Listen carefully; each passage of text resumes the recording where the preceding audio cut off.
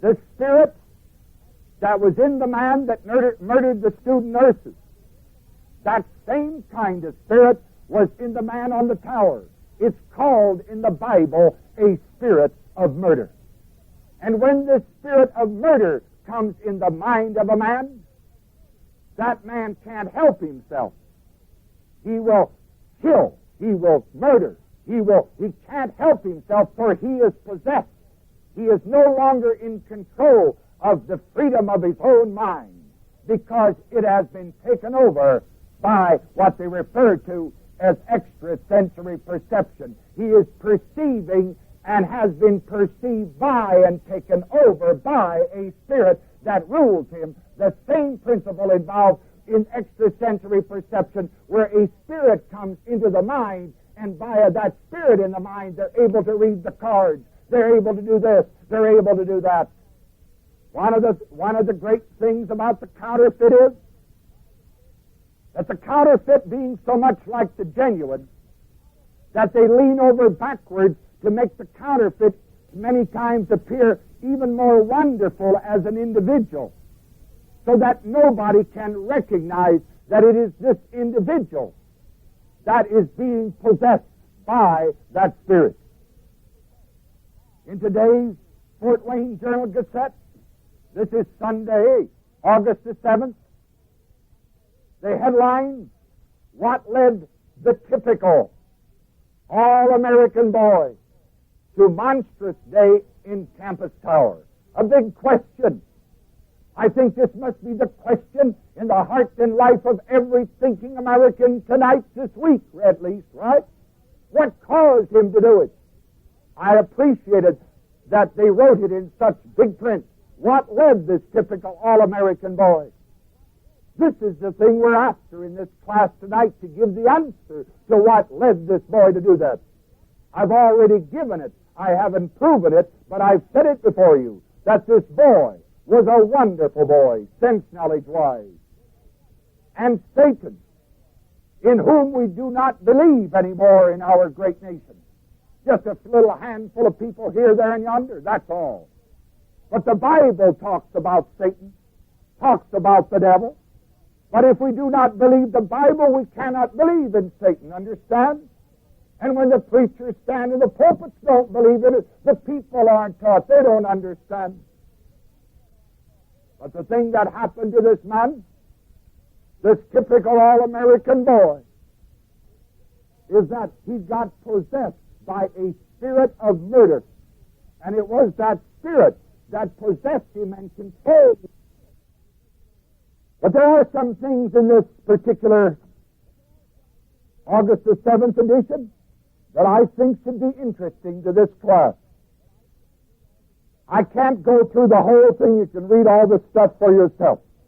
But I have marked some things that are pertinent to an advanced study on the discerning of spirits, to find out whether they're good spirits, bad spirits, or what kind of spirits are in operation in people's lives. When this young lad went to the psychiatrist, in the question that was asked, the chief problem was the question asked on the paper that he had to fill out before he could see the psychiatrist. And you know what his answer was? If the paper is accurate in its quotes, you can't always believe everything you read in these newspapers, naturally. But if they're accurate in here, at least I've given you the newspaper. If they're wrong, it's not my fault, it's theirs. He said, to the answer to that question, what's your chief problem? He said, well, that's why I'm here. He said that in the paper that was submitted to the psychiatrist. That's why he was there with a psychiatrist. He wanted to know what his chief problem was.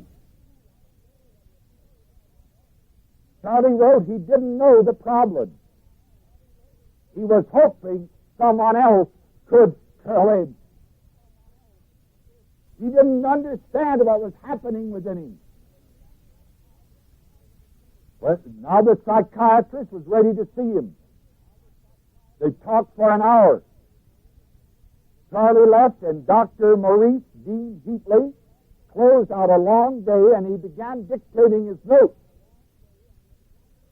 And in the dictation, this is what he wrote in his notes. This massive, muscular youth seemed to be oozing with hostility as he initiated the hour with the statement that something was happening to him, and he didn't seem to be himself. That's the key. Boy, when people who come under my ministry, and we have taken devil spirits out of people, spirits of murder, this very thing we're dealing with here, I've taken out of people. When they come and they say to you, we don't know what's happening to us. I'm not myself. Well, if you're not yourself, then you're somebody else. And if you're somebody else, you can't be somebody else physically because you're still yourself. I could take a picture of you and prove it to you. Then it can only be because something has possessed your mind. Something is in you, working you, possessing you, over which you have no control. And therefore, when that boy said that, was happening to him, and he didn't seem to be himself, if that psychiatrist had known God's Word and understood the principles of spirit operation, he would have known the answer right then and there. He wrote this in the liver that the notes that he wrote before he committed all these murders. I don't quite understand what is compelling me to type this note. The key in that statement is the word what? Compelling. When a person is compelled to do something, he no longer has freedom of will. He is possessed. That's what compelled him. These are tremendously enlightening statements in the newspaper. I don't quite understand what is compelling me to type this note. I've been to a psychiatrist. I've been having fears and violent impulses. I've had some tremendous headaches in the past. I am prepared to die. I am prepared to die.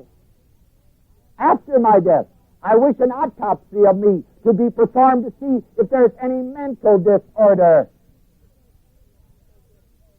You see, the Spirit possessing him, even causing him to write this, dictating the whole program. So they do an autopsy.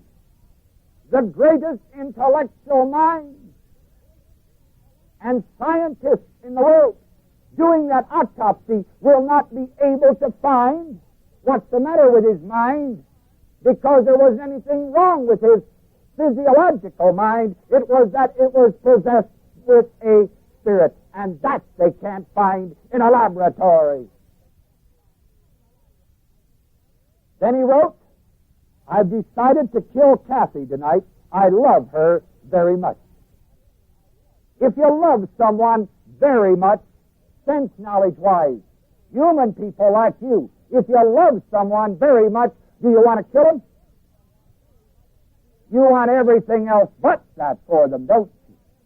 Therefore, when he said this, it wasn't really he who was saying it. It was simply his mouth saying it, or his pen writing it, but it was that spirit within him dictating the program. And of course, that is where the people get taken in. When they read these kind of notes, what would the psychiatrist know to do with it? What would the medical profession know to do with it? What do the law enforcement officers know to do with it? Basically nothing.